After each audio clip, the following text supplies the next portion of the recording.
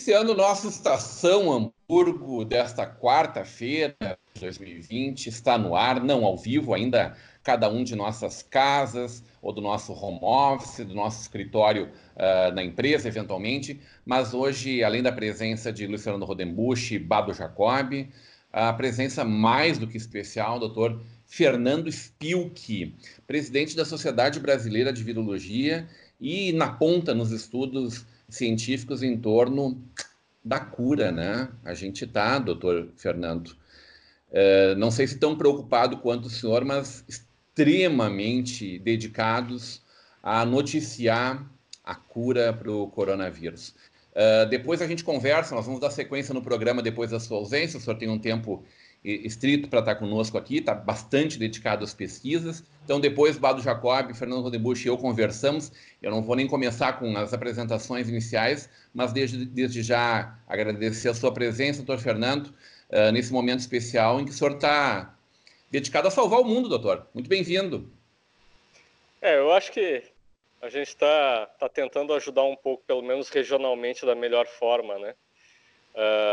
Agradeço muito essa oportunidade de estar com vocês. A gente, obviamente, eu gostaria de ficar muito mais tempo, mas como eu explicava fora do ar, a gente está sendo extremamente demandado, né? Uma reunião atrás da outra, ou então a gente também tem as próprias questões que nós estamos tocando, não só a pesquisa, mas principalmente o diagnóstico aqui no laboratório, né? O diagnóstico para a nossa região do Vale dos Sinos. Então, nós temos trabalhado diuturnamente aqui e a carga é muito grande.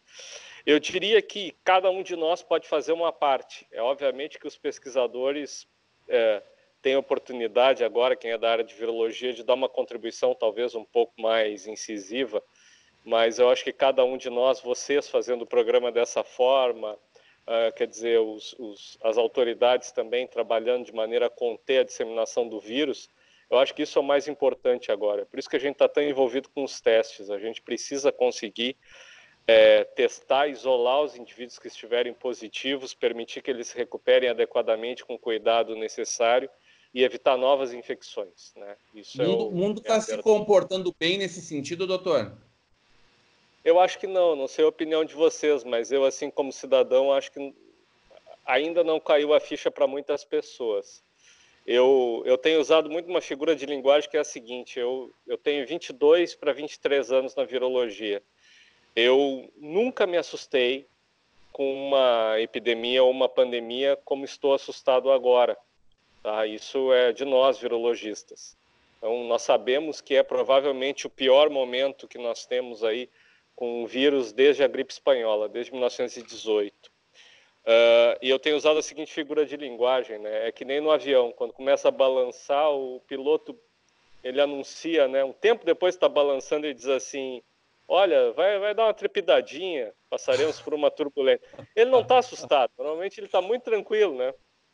Então, normalmente é o que nós fazemos nas pandemias. Grande parte do nosso trabalho, nós virologistas, é acalmar a população. Agora eu digo que não, nós estamos preocupados e achamos que temos que tomar medidas bastante importantes aí para evitar a disseminação dessa doença. Ela se espalha muito rápido, tá? E isso é que é o assustador. Fernando Rodenbusch. Muito boa noite. O nosso programa está sendo tudo um plano aí, falando a semana toda, quase um mês já, né? Fazendo esses comentários. Tua voz está um pouco abafada, Fernando. Opa, cheguei mais perto aqui. Agora está ótimo. Está ótimo. Doutor, uma pergunta. Todo mundo vai pegar esse vírus, doutor? Olha, uma das coisas que é o estratégico agora em termos globais, em níveis mundiais, é que a gente consiga atrasar a disseminação do vírus até o momento que a gente tenha ou tratamento suficiente, o tratamento adequado, que ainda me parece que nós estamos numa fase de teste, de entender como tratar adequadamente para salvar mais pessoas, ou que a gente tenha vacina.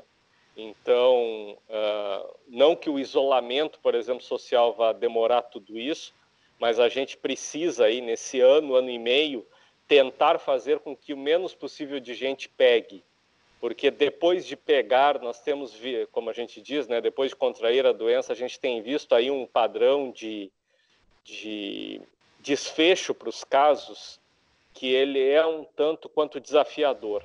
Então, a gente vê, sim, muito mais pacientes, né, na faixa de idade acima dos 60 a 65 anos indo para caso grave, por volta de 50% a 60% desses pacientes conseguindo se recuperar, mas nas faixas etárias mais jovens, nós temos acompanhado, lamentavelmente, casos também de evolução muito rápida do quadro, daquele quadro moderado de tosse muito forte e dificuldade para respirar, para um quadro mais grave de síndrome respiratória aguda. Então, o ideal realmente, mais que tudo, é que a gente não pegue. Se nós deixássemos solto tudo como a vida normal, o cálculo é que 70% a 80% da população se contaminaria aí num período de 2 a 3 meses. Né? Então, esse é que é o problema. Ah, Boa noite, doutor Fernando. Essa preocupação quando alguém da área da medicina, um cientista, e ainda com uma especialização nesse problema, que lida com esse problema, se mostra preocupado com essa intensidade, e a gente está vendo, eu estou aqui, agora eu fechei a janela para facilitar e melhorar a qualidade da imagem, mas o senhor falou assim, uma coisa que é isso que assusta a gente, que lida com a comunicação, está buscando conscientizar a população do tamanho desse problema, e a gente olha para a rua e vê, continua, o parquinho da vida continua o mesmo. E a gente sabe, a gente tem essas informações que a estrutura da saúde, ela é muito fácil de entrar em colapso, que é o termo que é usado pelo pessoal da área da saúde, das autoridades sanitárias, e eu vejo isso aí, assim, uma coisa que até a própria categoria, a classe, principalmente os médicos, assim, ainda estão... Claro que eles não têm tempo nem de cuidar do pessoal que está sendo infectado, ainda vai ter que fazer publicidade de conscientização, e o pior, a gente vê pessoas da área da medicina, com todo o respeito, cada um tem a sua opinião, suas convicções e até as suas... seus estudos, meio que não levando a sério e relevando e muito. Então, isso não é uma preocupação do pessoal que está na linha de frente. Hoje, o verdadeiro exército brasileiro está se mostrando, que é o pessoal da saúde. Isso não preocupa vocês, doutor Fernando? Não, isso é preocupante. A disseminação ela é muito facilitada por atitudes erradas. Né? O não uso de equipamentos de proteção, essa aglomeração na rua, etc. A gente fica sabendo de festas acontecendo. Olha, gente, todos somos seres humanos. Eu costumo dizer que todos nós somos trabalhadores, todos estamos preocupados com as questões econômicas, etc., mas é preciso, sem dúvida, uma outra atitude. Para vocês terem uma ideia, a gente tem detectado, não só o nosso serviço, mas muitos outros serviços têm detectado algo que é muito triste. A gente tem visto muito profissional de saúde infectado. Os profissionais de saúde estão realizando um trabalho muito corajoso, né? Enquanto muitos de nós conseguem ficar em casa, né, e se resguardar, né, trabalhar de alguma maneira diferente, por mais prejuízos que tenhamos, etc., os profissionais de saúde não podem escolher. E a gente tem visto que alguns, mesmo com todo cuidado, mas estão tão expostos que estão ficando doentes. Então, a gente tem observado aqui na nossa região, tem sido relatado em outras regiões do estado do país.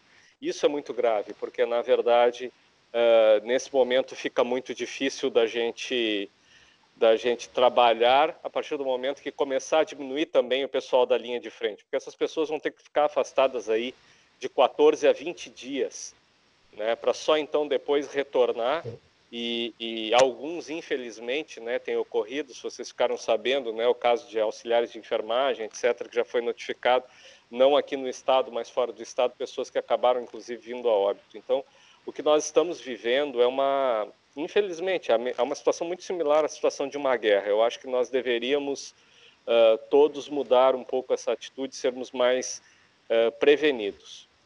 Eu, Doutor, particularmente... Desculpe. Diga. Não, a grande preocupação é em torno de que momento a gente está vivendo, né? A gente sabe que a gente precisa se comportar em casa, a gente tem discutido muito isso dia a dia. Hoje a gente está melhor do que estava 15, 30 dias atrás, ou a gente avançou ainda muito pouco em tudo isso? O que vocês estão testando agora? O que vocês estão experimentando? A gente sabe que a nossa Universidade Fevale está na ponta desses testes no Brasil e no mundo inteiro está se fazendo esse trabalho. A gente sabe o quanto a nossa região é importante o trabalho que a nossa Fevale e vocês, cientistas, vêm fazendo, né? Ontem eu vi no Washington Post uma matéria de que tem se mostrado mais valiosos os testes com drogas anti-HIV do que, por exemplo, a cloroquina. A gente sabe para que lado está indo ou são muitas coisas que estão andando? Para que caminho vocês estão indo e o que está sendo realmente efetivo nesse sentido, doutor? Bom, aqui localmente o que nós estamos fazendo, que é o que mais nos preocupa regionalmente, é ver quais foram as introduções do vírus. Entender, o vírus ele hoje tem entre 8 e 9 linhagens, dependendo da maneira como a gente considera. Nós não sabemos ainda qual a imunidade cruzada entre elas, ou seja, se o indivíduo pode se infectar com uma linhagem e ter outra, qual a patogenicidade, o quanto cada vírus é capaz de causar de doença ou não. E aqui nós temos pacientes com históricos muito diferentes, então nós estamos estudando muito localmente a genética do vírus. Daqui mais um tempo a gente deve começar também, a gente tem uma linha muito forte aqui no laboratório, que é coordenada por diferentes professoras, mas a professora Juliane Daisy Fleck, Ana Luísa Zilkowski, que trabalham muito com os antivirais, então a gente também deve entrar um pouco nisso. Mundialmente, o que nós estamos vendo é o seguinte, efetivamente tem muita discussão sobre cloroquina, a hidroxicloroquina, né, ivermectina e outras drogas. Olha, nessa hora dessas pandemias aparece de tudo. Eu não vou dizer que a gente não possa ter um auxílio desses medicamentos, mas o que importa mesmo é fazer o que nós e outros grupos estamos fazendo, por exemplo, estudar um pouco como é a resposta imune dos indivíduos. O que se descobriu agora recentemente é que existe uma resposta inflamatória muito forte, muito exacerbada em indivíduos que desenvolvem a forma grave da doença. Então, essa é uma das vias que nós conhecemos bem, nós, pessoal da saúde, como bloquear essa resposta. Então, já estamos pensando no uso de inibidores de uma proteína chamada interleucina 6, que isso é muito promissor. Os próprios antivirais, quando combinados nesse tratamento, como você lembrou aí, as drogas, por exemplo, algumas das drogas utilizadas no coquetel anti-HIV, têm revelado bons resultados. Então, me parece que nós vamos chegar aí num período de 2 meses, alguma coisa assim, a protocolos terapêuticos bem mais seguros e muito mais efetivos. Sabe qual é o problema que eu vejo? É que, em alguns momentos, se ideologiza tudo, né? Então, o céu é azul, bom, depende. Se fulano disser que o céu é azul, então eu vou ser contra. Se Beltrano dizer, olha, eu não sou contra nada. Se o cara amanhã de manhã me provar que hidroxicloroquina é a melhor coisa do mundo, e eu ficar doente, eu quero hidroxicloroquina no café, na aveia, em todos os lugares. Mas não é isso. O que eu quero é ver resultados adequados, né? E que esses tratamentos eles tenham o máximo possível de embasamento e de robustez para serem utilizados em todos os casos possíveis, né? E eu acho que nós vamos chegar lá. Eu acho que num prazo aí de 30 a 45 dias, do que a gente está vendo o esforço de colegas também, com o uso de plasma de pacientes recuperados, tem um grupo muito forte trabalhando na UFMG, em São Paulo, no Rio de Janeiro, com isso, colegas da Rede Vírus aí, dessa rede de pesquisadores nacionais, que eu acho que eles vão chegar a resultados muito interessantes com isto e também com outros protocolos terapêuticos. Nós vamos chegar lá.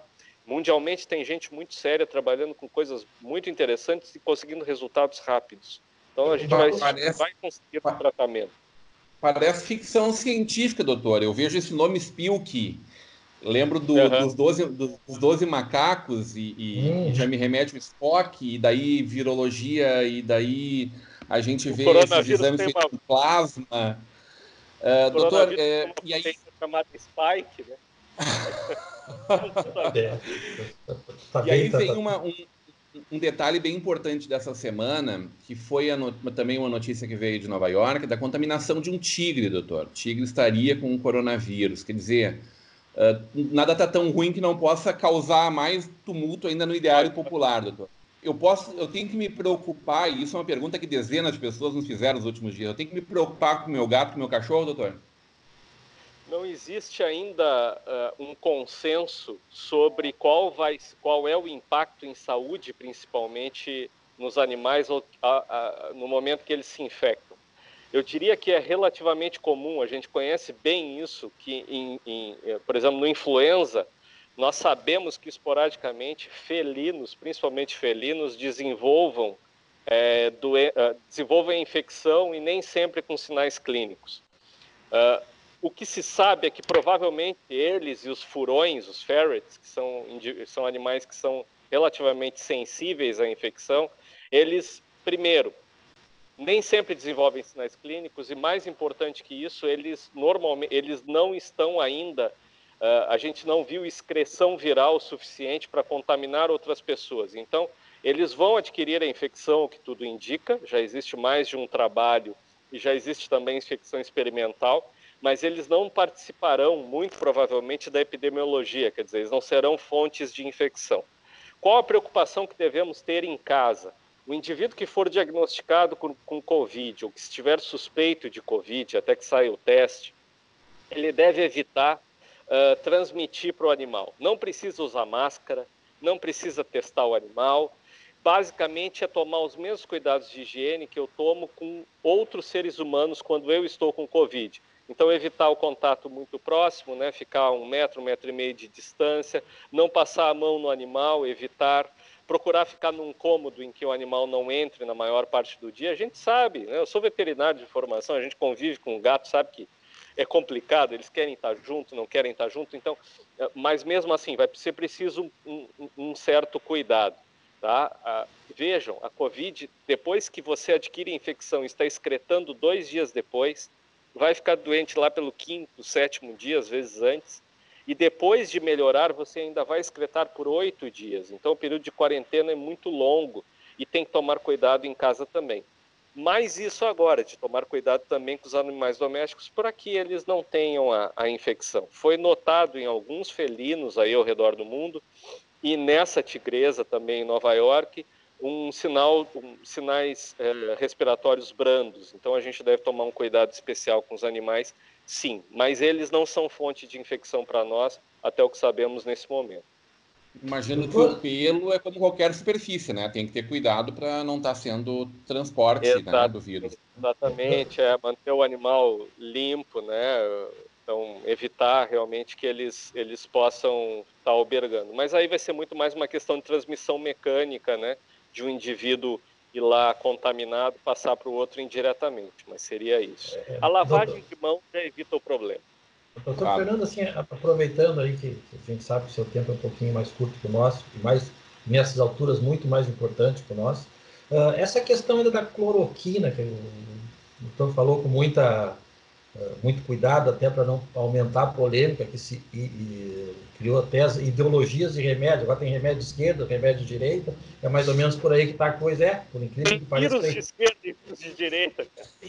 Olha só que ponto a gente chegou. Né?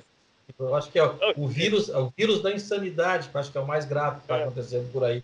Mas ainda em relação à cloroquina, assim, que é a polêmica maior, não sei se a palavra é essa, onde tem, assim, o que... Porque até hoje eu fiz uma pergunta para um médico, um colega seu aí, que não é dessa área, e eu desafiei ele, mas vem cá, se em Nova York, Estados Unidos, na França, na Espanha, nesses países, até brinquei, nesses países atrasados em relação ao Brasil, ainda não está consolidado, não tem um protocolo que nem vocês utilizam de uma opinião definitiva. Como é que vocês estão aventurando isso aí? Está todo mundo errado, é só aqui agora que se acharam a solução. Sim, o que tem de concreto em relação à famosa cloroquina? Bom, a hidroxicloroquina é uma droga bem conhecida, ela é utilizada nessas doenças autoimunes, uma boa parte da população padece desses males, né? Mas, assim, que a gente sabe, que a gente tem visto nesses estudos? Em alguns estudos tem se visto uma recuperação, mas há problemas em relação, às vezes, ao desenho do estudo. Por exemplo, até por uma questão humanitária, não tem sido utilizado para comparação outros tratamentos ou visto como é comparado com a evolução de pacientes não tratados. Em alguns estudos também nós temos visto assim que no desenho tem se utilizado pacientes num estágio ainda muito brando da doença, e aí se coloca que os pacientes não foram adiante pelo uso da cloroquina. Seria muito bom, muito feliz que nós pudéssemos confiar imediatamente nisso. Mas o que eu acho é que sim, que médicos que estejam na linha de frente, que tenham à disposição a possibilidade de tratar pacientes graves, devem, nesse momento, né, fazer o uso da prerrogativa, se eles estão num grupo de pesquisa, ou ligados a um grupo de pesquisa que possa testar não só essa como as outras drogas, eles devem efetivamente tentar. O que eu acho perigoso é colocar todos os ovos nesta cesta. Pois é. O que nós temos visto é que há também outros tratamentos com menos possibilidade de efeitos colaterais, com possibilidades mais amplas e baseados melhor no que é a resposta ao vírus, no que é a dinâmica da doença nos indivíduos, e que já tem resultados mais robustos, né? Então, hoje mesmo eu vi que um dos artigos da hidroxicloroquina, um artigo publicado inicialmente pelo professor Didier Raoult, da França, acabou de ser retratado, ou seja, removido da revista, porque detectaram uma série de inconsistências. Não obstante, existem outros estudos. Aqui no Brasil mesmo, lá em São Paulo, tem diferentes grupos fazendo, né? Então, acho que, quanto à hidroxicloroquina, devemos aguardar aquilo que tem sido feito de boa ciência. Má ciência ou ciência feita às pressas não vai nos tirar dessa enrascada. Fernando Rodenbusch, uma última pergunta?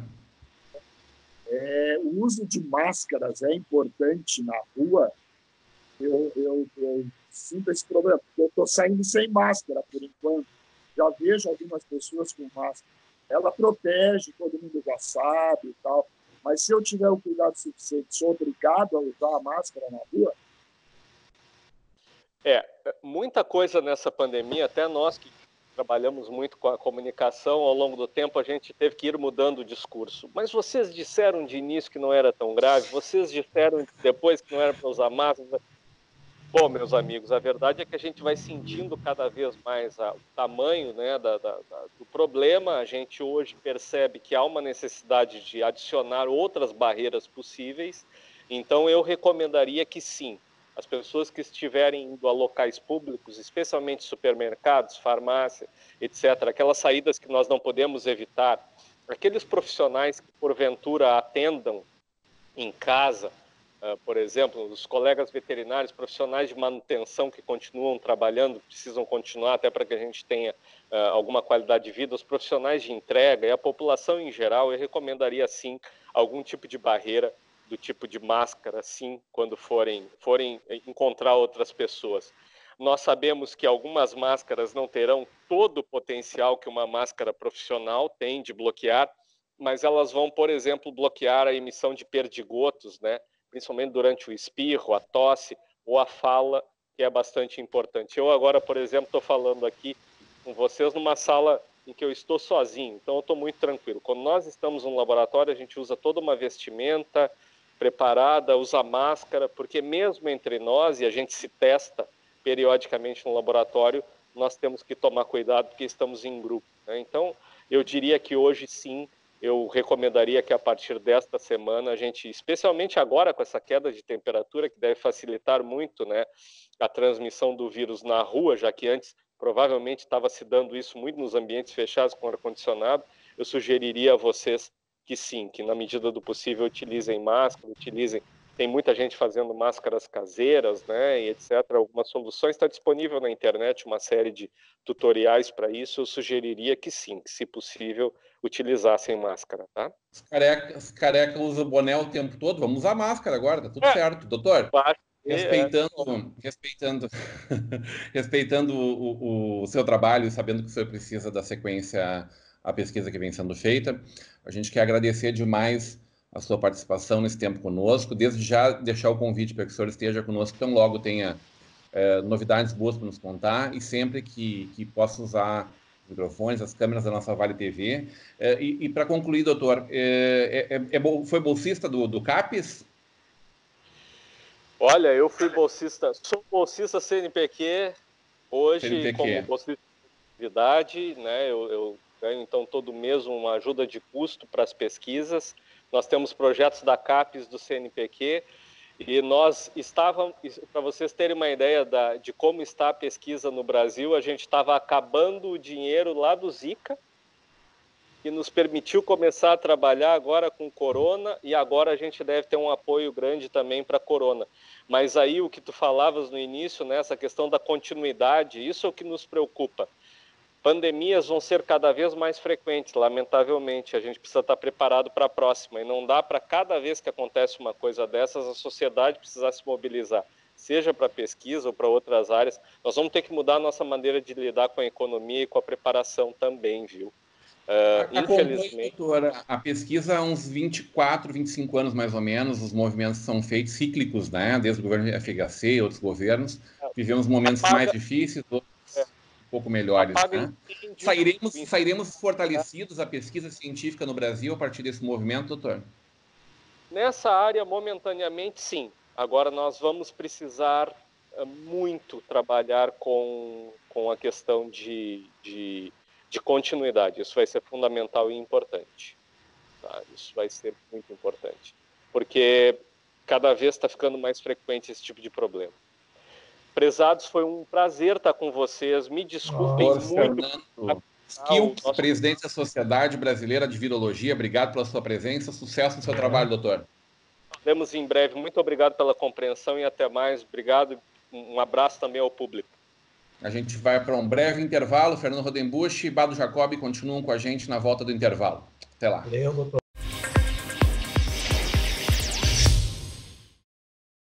Novo Hamburgo tem amanhecido cada dia melhor e está de braços abertos para receber você. A cidade foi revitalizada para melhorar a vida da população.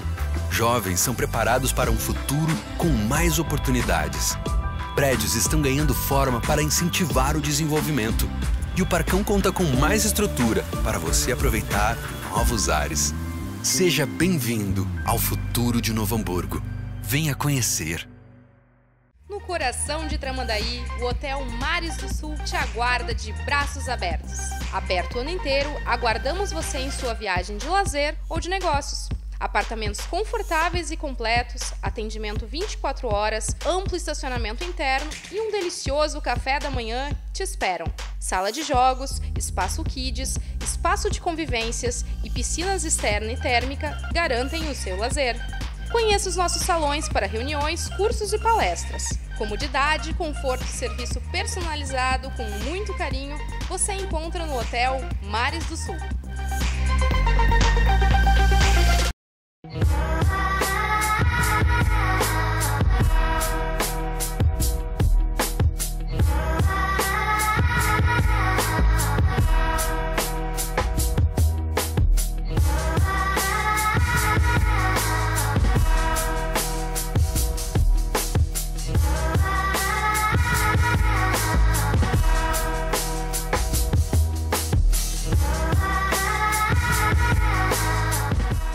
Chegou a hora de ser global com a Sebratel.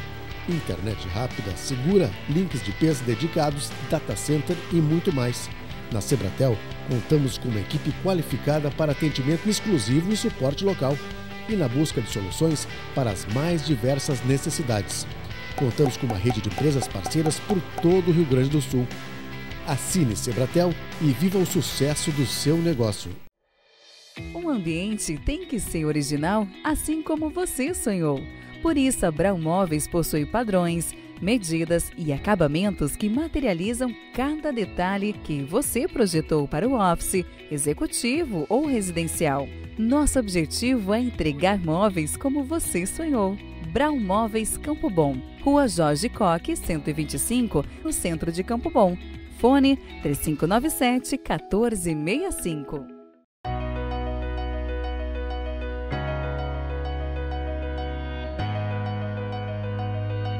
falando um pouco dos 30 anos da Forrotec, uma empresa que se estabeleceu no mercado, setor calçadista de componentes em Novo Hamburgo e vem nesse tempo todo desenvolvendo produtos de alta performance, de qualidade para o setor calçadista, moveleiro e artefatos.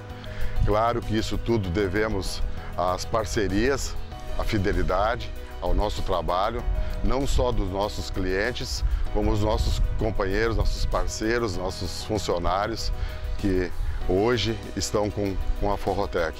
Então, vai aqui o meu agradecimento dos 30 anos. É uma luta constante e que seguimos nesse caminho, nesse projeto que a gente levantou nesses anos todos aí.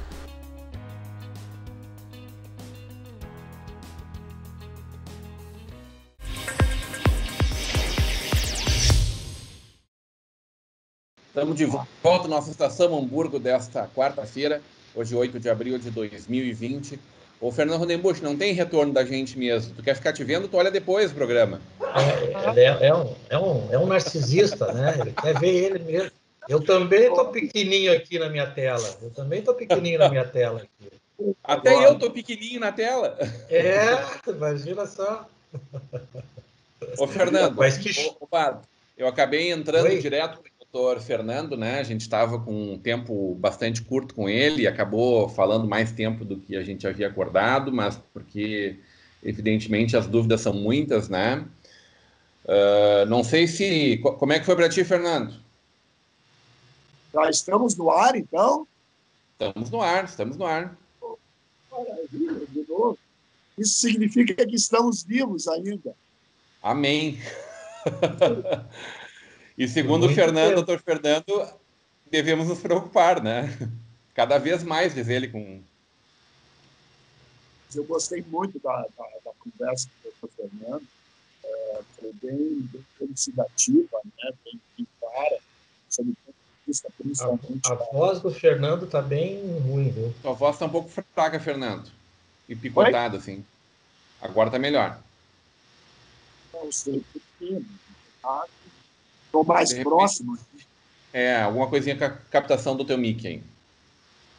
Deve ser porque eu está virado aqui, talvez o microfone esteja pegando. Mas, enfim, tá bom? Dá para continuar? Tá bem.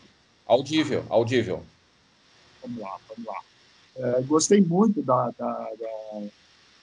maneira como foi colocado, de tudo, principalmente, eu acho que ele colocou muitas boas notícias para nós, né? Há uma 30, 45 dias, com grandes possibilidades de descobrir algumas, não digo a cura, mas, né, uma tratamento, né?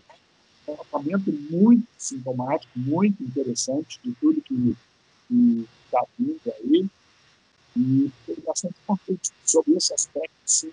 Obviamente, a gente não entrou na questão de vertical, horizontal, na questão política e tal.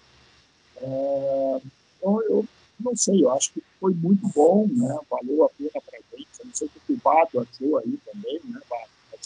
Respondeu por bem, né? O que eu vi, assim, primeiro que a gente conversar com uma pessoa com conhecimento científico da área deixa a gente bastante à vontade, até para poder repercutir depois, né, Rodrigo, né, Fernando?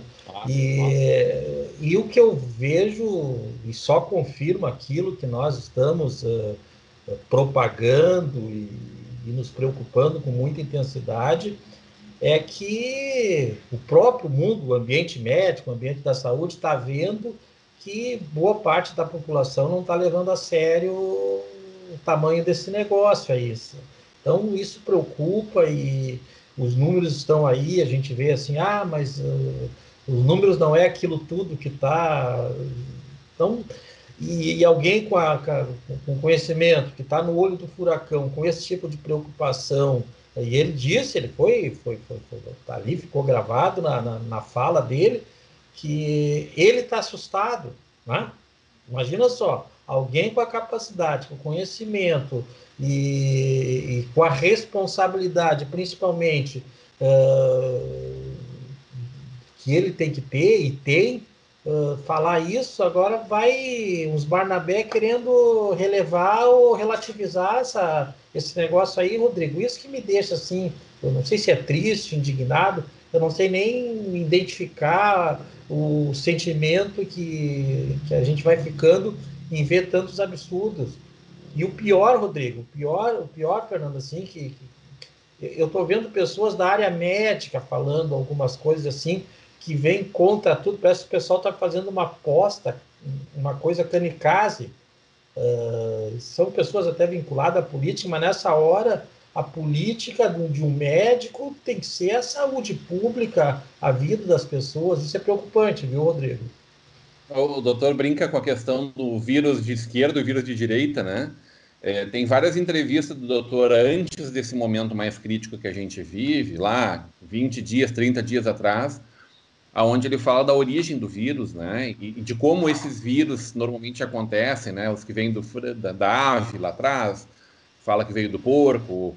Normalmente os morcegos são seres que estão sempre muito na volta e passando qualquer tipo de... A pomba, né? A gente sempre soube que as pombas, aqueles bichinhos queridos, fofinhos no centro da cidade... É um rato ali era um horror, né? E a gente, em Novo Hamburgo, né, Fernando, conseguimos... infelizmente, porque era lindo o nosso pombal na praça, mas felizmente, por uma questão de saúde pública, eliminar com as pombas no centro da cidade, que foi uma medida que o Carlos Fink adotou lá atrás. Isso, ninguém sabe o que vai fazer. Era uma praga aqui também, e era lindo, evidentemente, e a gente sabe o quanto as capitais da Europa ainda têm, né? Mas cada vez também menos. Mas é isso, fica muito claro, Bado e Fernando, a fragilidade da gente nesses momentos, né? Sim, de nós, seres humanos, né? E de uma pessoa que está em ponta no mundo, né? Como é presidente da Sociedade Brasileira de Virologia, né? Puxa vida, que grande deferência para esse cara aqui, nosso professor da nossa Fevale, do nosso Vale dos Sinos, né? Tá conversando com a gente e se colocando dessa forma humilde, né? Olha, estamos todos preocupados, porque estamos não é de barbárie. Não temos ainda nada. E aí, olha a relevância, não, uma autoridade. Então, o termo adequado é uma autoridade pelo conhecimento, pela busca de aperfeiçoamento na área dele. Então, ele está preocupado, está nos transmitindo que todas as iniciativas de estudo, de pesquisas, ainda estão no início de todos os processos, e aí a gente vê gente de maneira mais irresponsável possível, que até são formadores de opinião, muitas vezes, relevando e até desqualificando as autoridades científicas. Isso que eu achei, Rodrigo, Fernando, que eu não veria isso aí. Nós vamos ser conhecidos nos livros de história daqui a 100 anos com a geração coronavírus. Não é nenhum exagero nisso aí. Eu me sinto num filme de ficção científica. Eu não sei se vocês viram 12 Macacos. Vocês olharam 12 Macacos? Gente, um filme maravilhoso para rever. Fez 25 anos, está fazendo 2020, 25 anos os 12 Macacos, né? Bruce Willis, aquela turma toda. Eu me sinto no meio de um filme de ficção científica com tudo isso. Citou Em Nome da Rosa. Recentemente falamos o Nome da Rosa, né? Baita filme também. Eu queria fazer aí também, assim, pelo lado do Fernando Spielberg, né? Pelo lado, esse lado todo da pesquisa que está sendo feita e tal, porque a gente não conversou sobre os isolamentos e essa coisa toda. Então, eu queria fazer algumas colocações assim. Contar rapidamente uma historinha para vocês. No meu tempo de quartel, olha, eu fui para o quartel 2 meses. Como só 2 meses, Fernando? Um ano de quartel? Se tivesse chegado a capitão, podia ser presidente da República. Né? Não pode passar muito, né? Senão é o presidente de outro jeito. Eles estavam uma semana lá dentro, eles disseram que eu ia ser cabo pela minha inteligência emocional. Ai, que isso? Mas, assim, nós tivemos uma ordem unida uma vez, vou contar rapidamente. Teve uma ordem unida, sabe o que é a ordem unida, né? Direita! Esquerda! mestre! Não, aquele negócio todo, assim, 200 caras, e eu no meio dele, né? E aquele negócio vira para a direita, vira para a esquerda, vira para trás, vira para frente, tal. Incêndio no alto! Falou tudo assim. Eu olhei para o lado, eu estava olhando numa direção e tinha 199 olhando para o outro lado. Todo mundo errado. Acho que me enganei. Aí o capitão, lá, o cara que estava comandando, muito esperto, diz ele assim: vocês estão vendo aquele rapaz ali? Soldado Fernando? E tal. Aí todo mundo, né, quietinho e tal. Ele é o único que está certo aqui, está todo mundo errado. Tá? Eu, uma moral, eu saí de lá com uma moral que eu vou te contar. Contando essa, vou citar hoje Nelson Rodrigues, que é da minha área, né, de teatro e tal, onde ele cita que toda unanimidade é burra. Então, onde eu quero chegar? Nós temos vários médicos, outros infectologistas, que falam, né? Hoje eu vi uma matéria, inclusive, do Caio, da CNN, que não é médico, mas é um jornalista que pesquisa muito e tal, e que está aí nas redes sociais. Já falei ontem também do Dr. Anthony Wong, o Dr. Sorrentino, de Porto Alegre, o Dr. Osmar Terra, que ontem foi chamado, inclusive, lá pelo capitão, viu, Bado? Foi chamado lá. Que decepção com o Osmar Terra, até quero falar disso depois, viu? Então, de uma certa forma, toda a unanimidade aqui, eu acho que a gente tem que ter um pouco de cuidado e ouvir todas as pessoas que estão comentando sobre isso. E é essa o que eu mais fico chateado, viu, Bado? Nós estamos ouvindo só um lado das pessoas. Eu acho que a gente precisa ter esse contato com essas pessoas juntas para um debate, para a gente poder, de repente, assim como acontece, isso é política, de certa forma, não deixa de ser. Né? As pessoas precisam ser ouvidas sobre todo. Isso é a nossa democracia. E eu acho que isso não está acontecendo pela nossa imprensa no Brasil. Essa democracia não está acontecendo de uma certa forma. Uns ouvem só um lado, outros ouvem só um lado. Isso dá a esquerda, a direita e tal. Então, essa é uma preocupação que eu tenho. Ô, Fernando, mas não dá para a gente ficar naquela assim, ó, 99 pessoas, 199 pessoas dizendo que um pedaço de madeira é um pedaço de madeira e uma pessoa dizendo, não, isso é ferro. É ferro. Eu vou mostrar para vocês que é ferro. Então também não dá para ficar negando o inegável. Né? Como o Bado falou do Osmar Terra, estão chamando o Osmar Terra de Osmar Terra Plana. Né? Mas eu não queria falar do Osmar Terra agora, Bado. Eu queria só dizer, não dá para a gente ficar dizendo por aí que a Terra é chata. Exatamente. Não, a Terra está muito chata mesmo. O comportamento dos terráqueos está muito chato. Mas quer ver uma coisa? Não dá para negar o inegável, né, Bado? Eu até concordo, assim, na maioria das coisas que o Fernando falou.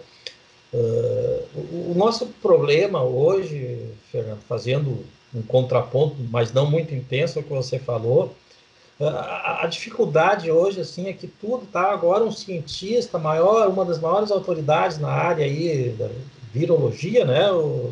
Não sei se é esse o termo, falando, e ele chateado pela maneira ideológica que está se tratando um assunto que eu não tenho nem... Eu não estou preocupado em me chamar de exagerado, de dizer que esse negócio do coronavírus aí é o maior acontecimento da história da humanidade. Ele é maior, o mundo está quase que parado, né? E as pessoas não estão entendendo o tamanho disso aí. E aí, assim, quando assim, dá oportunidade ou dá o espaço, eu começo a ver assim, até considerando que hoje é o dia do jornalista, um beijo para todo esse pessoal que nos faz acontecer junto com nós aí, né, Rodrigo, né, Fernando? E aí, às vezes assim, eu vejo a dificuldade que se tem de dar espaço para todo mundo, porque tem cada figura que está fazendo alguns contrapontos que não dá para levar a sério, porque daí a gente vai entrar na desinformação, né? Tem algumas coisas que a gente vai propagar a desinformação. Esses dias até alguém me questionou, mas tu tem que dar oportunidade para fulano, eu não dou, aí eu vou ser ditador, eu não vou passar adiante a desinformação, eu acho que eu fui responsável nesse meu ponto de vista. Eu não sei o que vocês acham disso. Mas eu acho que o doutor Osmar Terra, por exemplo, não está passando uma desinformação. Eu acredito naquilo que ele está dizendo. Não, eu nem citei ele agora, assim, não foi para ele que eu falei isso, né? Eu sei, eu entendi, mas é só para dizer que não há uma unanimidade médica no assunto. Isso talvez nos deixe mais preocupados. E aí é que a gente tem que ter o discernimento para ver aquilo, por exemplo, a questão do isolamento horizontal, o isolamento vertical. Nós não entramos nesse assunto com o doutor Fernando, que não era o caso. Não é a dele, não é a preocupação dele nesse sentido. A preocupação dele é cuidar da saúde da melhor forma possível. Das patologias. Ô, Fernando, mas eu vejo assim que a questão, por exemplo, do debate que se faz em torno do isolamento vertical, do isolamento da restrição social, do convívio social, ou do chamado lockout, que não é o que a gente vive realmente, né? Que a Itália viveu, vamos lá, nós não vivemos isso ainda aqui, ou que a China viveu realmente, né? Que é o lockout, né? Mais um termo que entra no nosso dicionário aí. Eu acho que o que a gente está discutindo, Fernando, quando a gente fala sobretudo da fala do Osmar, do ex-ministro Osmar Terra, e não novo ministro ainda, né? Pelo jeito está tudo certo com o Mandetta, também podemos falar um pouquinho disso. Acho que o presidente agiu muito corretamente em segurar a onda, em flexibilizar. Ele flexibilizou um pouco, o Mandetta um pouco, enfim.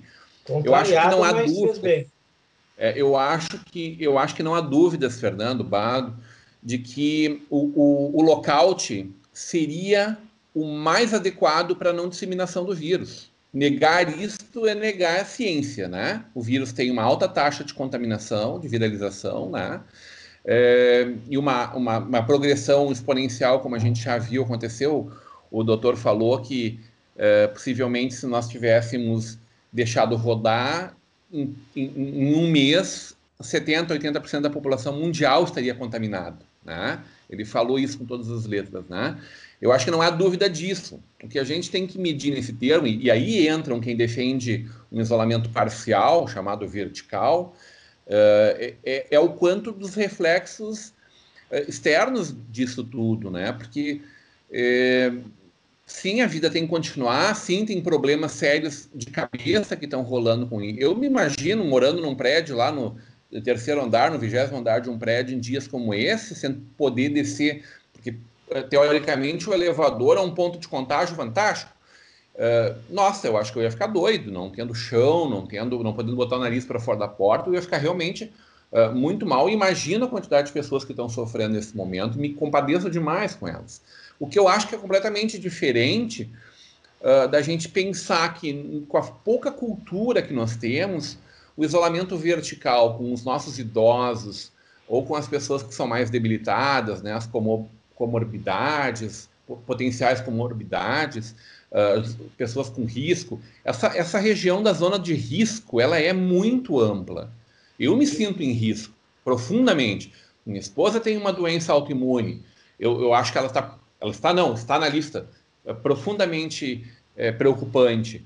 E a gente não sabe o quanto o coração da gente está bem realmente. Claro. A maior parte das pessoas não sabe que tem pressão alta, que não sabe que tem diabetes, que são duas potenciais. Aí, então, muito feliz. Morreu uma criança, um jovem. Que bom que foi só um. Puxa vida, a gente não queria que tivessem morrido as quase 70 mil pessoas que já morreram no mundo, gente. Pelo menos 70 mil, né? Aqui, os números a gente sabe que estão para baixo. Tem muita gente que pode ter morrido, que não estão nessa estatística, né? Agora, mundo afora, no Irã, na China, com 3 mil mortes na China, 20 milhões de pessoas... Na África não tem informação nenhuma. Esse número, com toda certeza, é muito maior do que isso. Mas vamos lá, se foram 70 mil pessoas, São 70 mil pessoas que provavelmente morreriam agora, morreriam daqui a um ano, um mês, ou talvez 20 anos, ou talvez uma vida inteira pela frente, como algumas pessoas foram. Acho que isso que mais me bate, me dói como ser humano, como compreendedor da existência humana e das mazelas da existência humana. É uma coisa que eu acho uma discussão tão rasa, tão simplória, assim, que me dói profundamente. Esse é o termo. Uma coisa, né? Respeito, claro. Você quer ver uma coisa, Fernando? Eu achei que eu sou um sonhador, eu sou um romântico, eu sou um humanista invertebrado, que nem dizia uma figura pública aqui de São Leopoldo, sabe? Assim, a emoção que o Rodrigo está tendo agora, o Fernando está tendo, ainda mais o Fernando, que é um cara do mundo da cultura, da arte, né? E esses caras são de outro planeta. Eu falo isso aí da maneira mais carinhosa e respeitosa. Vocês são de outro planeta. Vocês são anjos que estão aqui entre nós, aqui, e deixam esse mundo um pouco mais reflexivo e até mais alegre. Mas, Fernando, assim, você quer ver uma coisa, como o debate às vezes se torna complexo e às vezes até inglório. Eu imaginei, por isso eu digo assim, por esse meu viés humanista, esse meu viés sonhador, romântico, pode ser até ser rotulado, que isso tudo ia causar assim, uma transformação nas pessoas, uma questão de compreensão, de tolerância, de solidariedade, né? Mas parece que isso radicalizou. O radical está cada vez mais radical, o sonhador, a pessoa que tenta ser compreensiva, ser humanista, está cada vez sendo mais marginalizada. Então, eu fico preocupado com isso, porque eu achei que ia ter um antes e um depois do coronavírus, e parece que não está tendo, só vai sobrar, se tiverem essas mortes ou esses óbitos em função disso aí, vai morrer gente que o humanista, o romântico, é aquele que não está nem aí. As pessoas perderam o que o Rodrigo diz, mas, pelo amor de Deus, que coisa cruel, que coisa perversa dizer, vai morrer só 5, 6 mil pessoas. Mas vem cá, mas quem é que tem o direito de escolher isso aí, né? Então, eu acho que essa é a reflexão maior que tem que ser feita, precisa ser feita, até por questões de comportamento social, antropologia humana faliu. Se eu pegar os meus vovô na rua, eu dou-lhe porrada. Pois é, não, mas é. Meus velhinhos, nem vírus nenhum bota a mão. Mas a grande, por isso que eu fiz a pergunta também para o doutor Fernando, todo mundo vai pegar, não é que todo mundo vai pegar, mas as pessoas, de acordo com os outros médicos que eu estava comentando, as pessoas precisam pegar, não que elas vão morrer por causa disso, principalmente os jovens, as pessoas não, fora do grupo de risco, elas precisam pegar para que haja uma continuidade e que o vírus cada vez menos se dissemine. Então, Fernando, o que não está negando a ciência, Fernando. Porque se eles tiverem tempo de trabalharem... Vamos lá, vamos voltar para a ficção científica aqui. Eu li um artigo sobre como o plasma ele pode ser essa solução, né? Tal como nos filmes ele era, né? Daí ele tem o... Eu não me lembro, aquele com Will Smith, né? Que o cara tem o antídoto, lembra? Isso aí. Essa população dizimada, ele acha que ele está sozinho, quando ele descobre que tem uma outra pessoa, e lá no final tu vê que tem bastante gente que sobreviveu, que estava escondido dentro de casa, né? Quem tem esse antídoto, é claro que o plasma é tirado de gente, né? Então ele vai ser finito, né? Mas, gente... Se a gente conseguir multiplicar isso, e isso for efetivo, evidentemente, né? Como aparentemente pode ser, como está se mostrando cientificamente os primeiros exames serem, assim como várias dessas drogas, a cloroquina, esses coquetéis anti-HIV, aquele veneno de rato lá que está se falando muito, tudo isso for efetivo e a gente tiver que segurar em casa 30 dias, gente, vamos fazer isso. Eu acho que essa é a matemática principal. Não precisamos pegar 80%, 100%, 50%. Não, nós temos o antídoto. Nós temos o antídoto e está todo mundo feliz vida que segue, vamos ter que trabalhar pra caramba, vai doer pra caramba. Tá doendo, né? Rodrigo, estatisticamente, qualquer pessoa pode ser atropelada, mas aquela pessoa que cuidar mais ao atravessar a rua e tudo mais, a probabilidade dela ser atropelada vai ser diminuta ou quase nenhuma. É uma comparação meio maluca, né? É uma comparação meio maluca. Se tu não sair de casa, tu não vai ser atropelado. Pode cair um avião em tua casa, uma nave extraterrestre cair na tua casa. Mas tu não vai ser atropelado. Eu acho que para o coronavírus serve uma analogia meio maluca, mas acho que a gente pode fazer esse tipo de comparação também.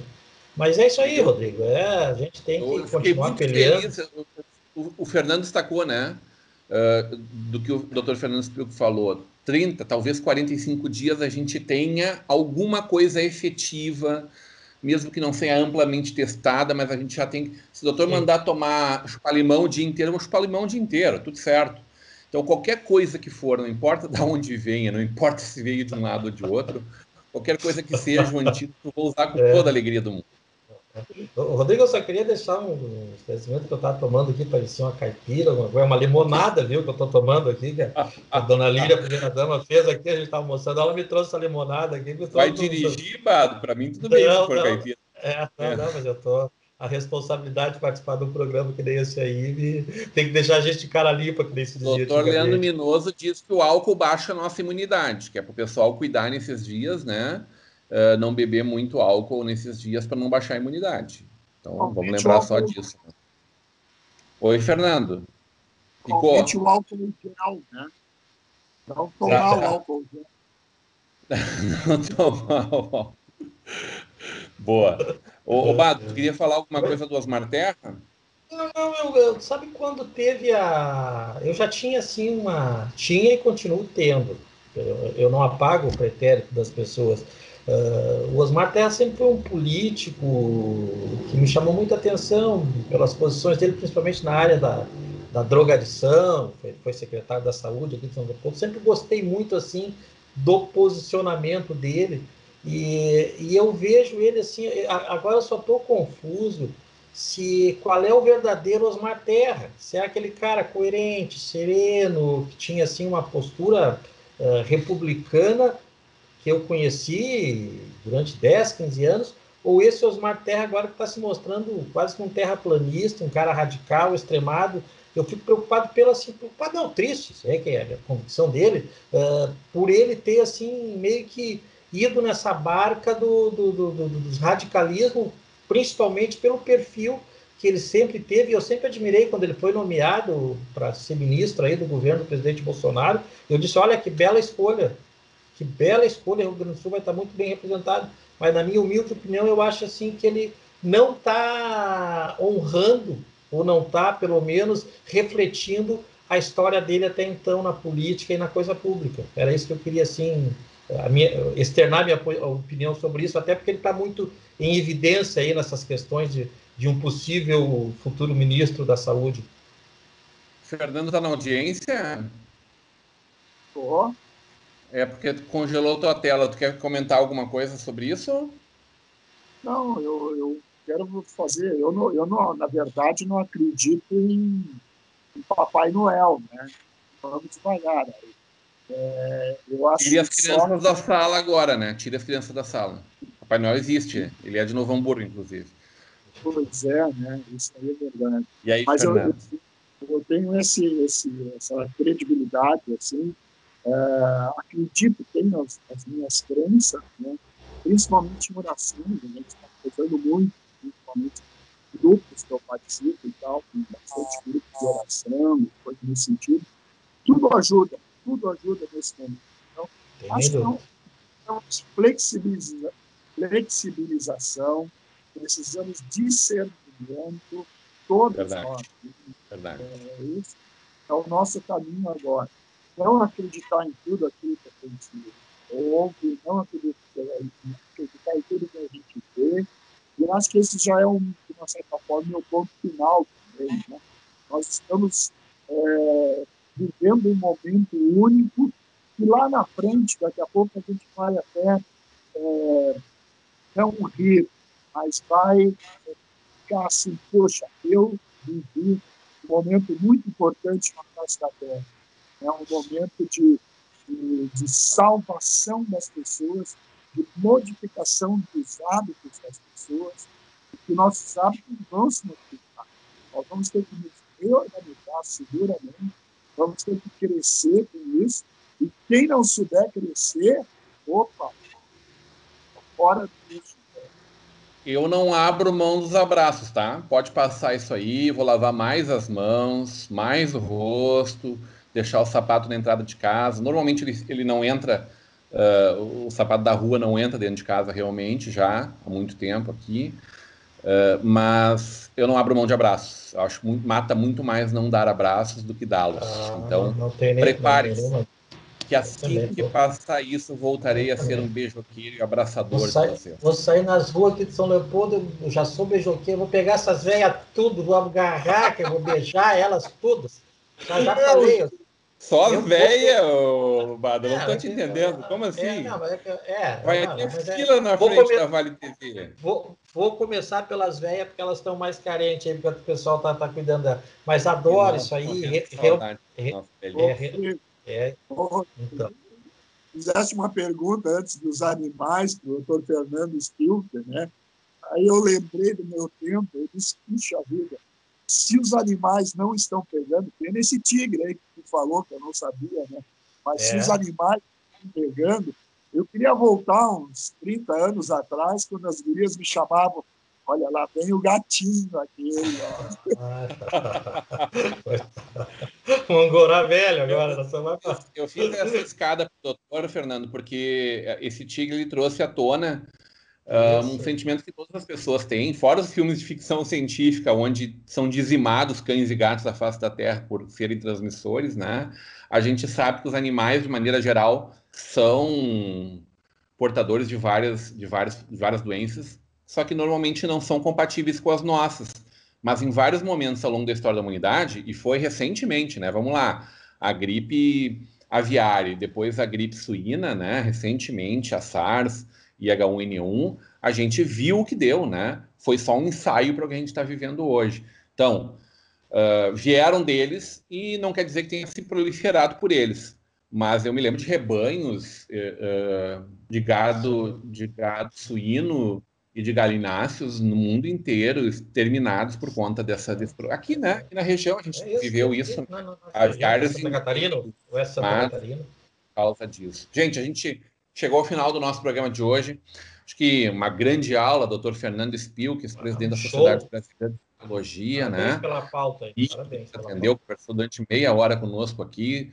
Um grande professor da nossa Universidade Fevale, um estudioso, um cientista, um bolsista, e meu respeito a todos esses que foram ou são bolsistas, sobretudo dessas duas bolsas, né? Do CAPES e da... Me faltou agora a outra instituição.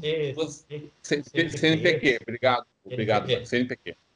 E lembrando que a nossa Liberato aqui precisa demais do apoio de empresários e pessoas físicas que possam doar, porque ali tem grandes cientistas, a nossa Mostra Tech projeta cientistas daqui para o mundo inteiro, e quanta coisa maravilhosa, agora mesmo, respirador a baixo custo, inventado pelos nossos estudantes da nossa Liberato aqui, né? Então, minha esposa foi... A fé move montanhas, apesar que não tem movido muitas montanhas por aí. Talvez seja um sintoma da falta de fé do nosso povo. Mas vamos acreditar na ciência também, que também é instrumento de Deus para nós. Bado Jacob, teu ponto final. Mas eu começo pela ciência. A ciência é uma inspiração de Deus, né? A ciência... ela nos faz ter tempo de refletir e até olhar assim, mas que Deus é esse que nós estamos inventando. Nosso problema todo assim, é com a ciência tu não discute, né? Tu pode... A ciência ela vai se auto-aperfeiçoando, ela nunca é definitiva. E como tu falou, eu termino até de uma maneira um pouco mais ecumênica o nosso papo aqui, eu queria que a gente descobrisse, ou que a maioria das pessoas que tem Deus acima de tudo, olhasse para o verdadeiro Deus da tolerância, da compreensão, do amor, do carinho, né? Não para esse Deus guerreiro, vingativo, invejoso, vaidoso.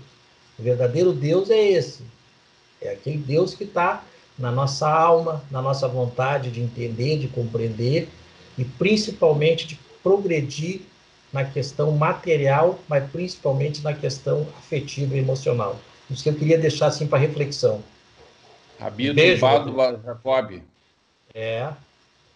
Fernando Rodenbusch, ponto final. Depois de tudo isso que a gente conversou, ainda dizer, de uma certa forma, do meu otimismo, continuo com aquele otimismo de que tudo vai passar, realmente vai dar certo, e ainda mais hoje, ouvindo esses 30, 45 dias aí, me deixaram mais otimista do que esperar uma vacina um ano e meio, aí vai ser difícil realmente nós aguentar. Então, vamos lá, bastante otimismo, fé em Deus e pé na tábua. Muito bem, agradecendo a presença do Fernando Rodenbusch, Bado Jacob, do nosso convidado do primeiro bloco, Dr. Fernando Spilk, no oferecimento de Mercator Feiras e Eventos, Tecnolar, Central de Alarmes, Brau Móveis e Sebratel. Obrigado aos nossos apoiadores culturais. Ficamos por aqui, voltamos amanhã, nessa quinta-feira, a partir das 21 horas, ainda não ao vivo com vocês. Até lá.